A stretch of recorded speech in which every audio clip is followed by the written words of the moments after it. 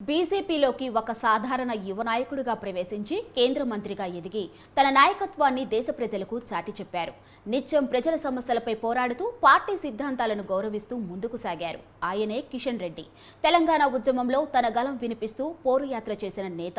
రాష్ట్రాభివృద్ధే జీవిత లక్ష్యంగా చేసుకొని పనిచేసి మరోసారి కేంద్ర మంత్రి పదవి దక్కించుకున్న కిషన్ రెడ్డిపై న్యూస్ 360 ప్రత్యేక కథనం మీకోసం. గంగాపురం కిషన్ రెడ్డి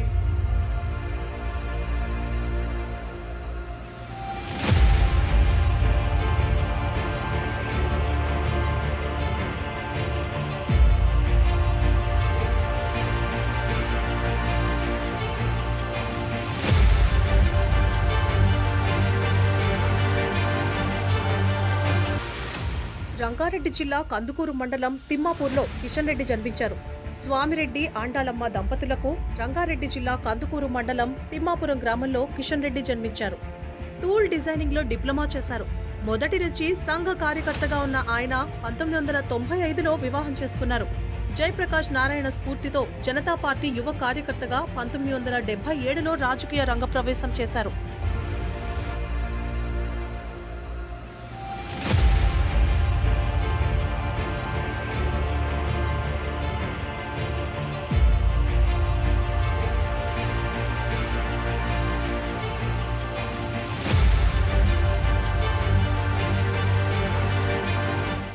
పదకొండేళ్ల వయసులోనే తాను చదువుకున్న ఉన్నత పాఠశాల ప్రెసిడెంట్గా గెలుపొందారు. అంటే విద్యార్థిగా ఉన్నప్పుడే రాజకీయ ప్రవేశం చేశారని చెప్పుకోవచ్చు.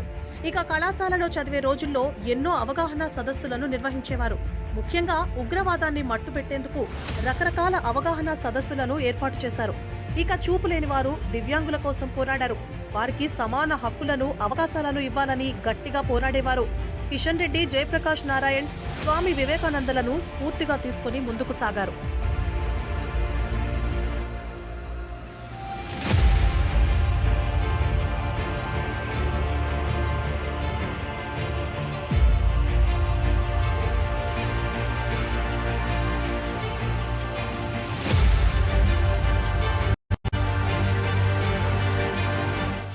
పంతొమ్మిది 1980లో రంగారెడ్డి జిల్లా బీజేపీ యువ మోర్చా కన్వీనర్ గా కిషన్ రెడ్డి బాధ్యతలు చేపట్టారు. 1982 నుంచి 83 వరకు బీజేవైఎం కోశాధికారిగా పనిచేశారు. 2001లో బీజేపీ రాష్ట్ర కోశాధికారిగా, 2004లో యువ మోర్చా జాతీయ అధ్యక్షుడిగా చేశారు. 2004లో హిమాయత్ నగర్ నియోజకవర్గం నుంచి అసెంబ్లీకి ఎన్నికయ్యారు. 2009, 2014లో అంబర్పేట నుంచి ఎమ్మెల్యేగా గెలిచారు. 2010లో బీజేపీ ఉమ్మడి ఏపీ అధ్యక్షుడిగా ఎన్నికయ్యారు. 2014లో తెలంగాణ బీజేపీ అధ్యక్షుడిగా పనిచేశారు. 2014లో అంబర్పేట నుంచి ఎమ్మెల్యేగా గెలిచారు. 2018లో జరిగిన ముందస్తు శాసనసభ ఎన్నికల్లో 1016 ఓట్లతో ఓడిపోయారు.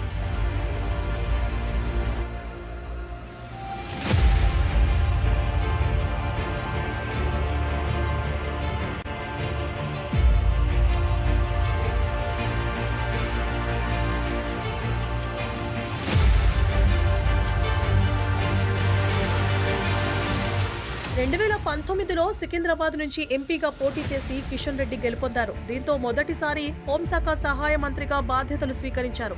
ఈ పదవిలో 2019 నుంచి 2021 వరకు కొనసాగారు. ఆ తర్వాత కిషన్ రెడ్డి చేసిన సేవలకు కేంద్ర ప్రభుత్వం మెచ్చి 2021లో స్వతంత్ర హోదాలో కేంద్ర పర్యాటక శాఖ మంత్రిగా అవకాశం కల్పించింది. 2023లో తెలంగాణ బీజేపీ రాష్ట్ర అధ్యక్ష పదవిని చేపట్టారు. 2024 వరకు కేంద్ర మంత్రి పదవిలో కొనసాగారు.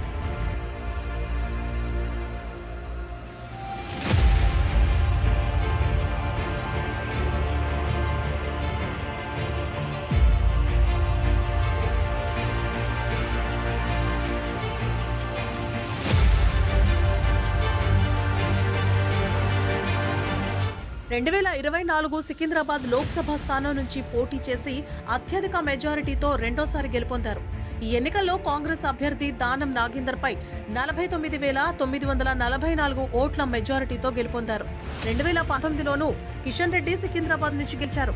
అప్పుడు 62,114 ఓట్ల ఆధిక్యంతో బీఆర్ఎస్ అభ్యర్థిపై గెలుపొందగా ఈసారి మెజార్టీ స్వల్పంగా తగ్గింది. దీంతో మరోసారి మోదీ ప్రభుత్వం కేంద్ర మంత్రివర్గంలో కిషన్ రెడ్డికి చోటు లభించింది.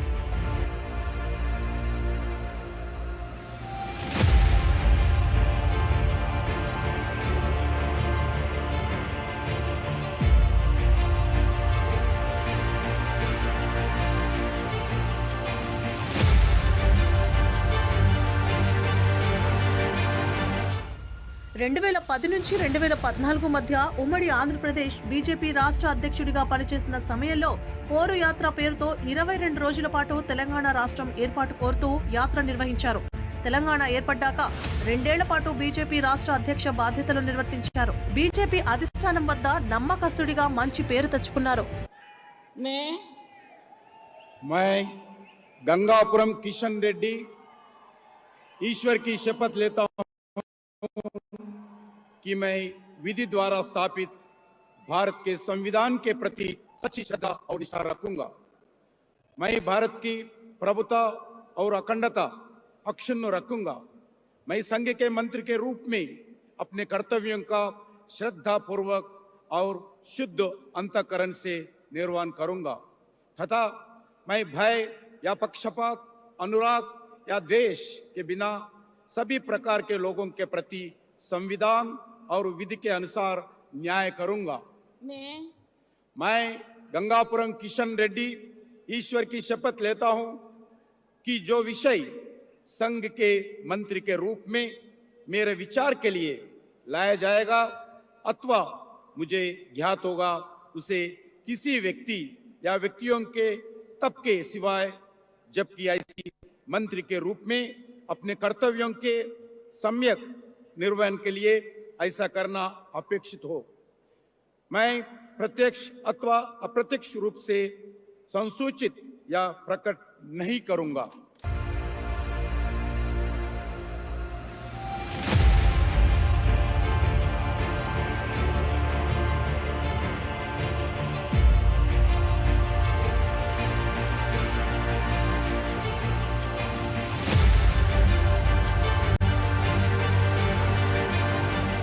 కేంద్ర మంత్రి కిషన్ రెడ్డి పేరు భారత రాజకీయాల్లోనే కాదు అంతర్జాతీయ స్థాయిలోనూ వినిపిస్తుంది. అంతర్జాతీయ ఉగ్రవాదానికి వ్యతిరేకంగా ఆయన పోరాటం చేస్తున్నారు. అంతేకాకుండా శాసన చట్టాలు పిల్లలకి అనుకూలంగా ఉండాలనేది ఆయన అభిలాష. ఎప్పుడూ ప్రజల కోసమే పాటుపడుతూ అందరి దృష్టిలో మంచి పేరు తెచ్చుకున్నారు. गंगापुरम किशन रेड्डी